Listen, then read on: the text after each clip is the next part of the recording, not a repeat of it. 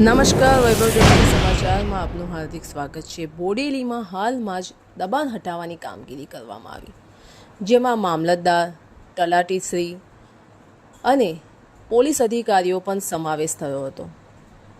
તેઓએ જગ્યાએ જઈને જ્યાં દબાણો હતા ત્યાં ગાડી દબાણ હટાયા।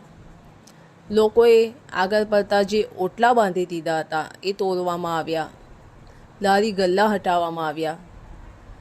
પરંતુ એવું લાગી રહ્યું છે કે આ દબાણ હટાવવાની જે કામગીરી હતી એ ફક્ત ને ફક્ત નામ બોલતી હતી, ફક્ત એટલા માટે જ હતી કે અમે દબાણ હટાવ્યું છે એવું મીડિયામાં અને સરકારને બતાવવા માટે હતી। કારણ કે બોડેલીમાં જે મોટા પાયે જે ગેરકાયદેસર દબાણો થયેલા છે, જે મોટા મોટા બિલ્ડરો દ્વારા કરવામાં આવ્યા છે, એ કેમ હટાવવામાં નથી આવ્યા? સૌથી મોટો પ્રશ્ન એ છે કે બિલ્ડરો દ્વારા જે ગેરકાયદેસર દબાણો છે એમાં તો કશું કરવામાં જ નથી આવ્યું।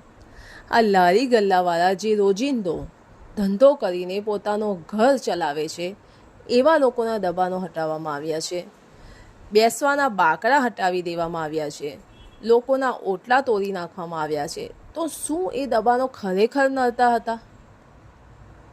માન્યું કે દબાણોથી ટ્રાફિકની સમસ્યા થતી હતી, પરંતુ જે ખરેખર મેઇન દબાણો છે એ ક્યારે હટશે? સૌથી મોટો પ્રશ્ન તો એ જ છે કે જે ગેરકાયદેસર દબાણો બિલ્ડરો દ્વારા જે કરવામાં આવ્યા છે એ ક્યારે હટશે? કે શું એ હટે જ નહીં?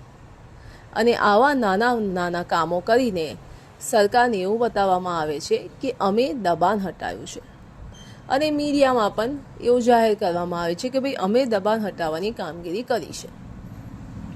પરંતુ ખરા અર્થમાં કામગીરી ત્યારે થશે જ્યારે બિલ્ડરો દ્વારા જે મોટા પ્રમાણમાં ગેરકાયદેસર દબાણો કરવામાં આવ્યા છે તે હટશે। ધન્યવાદ।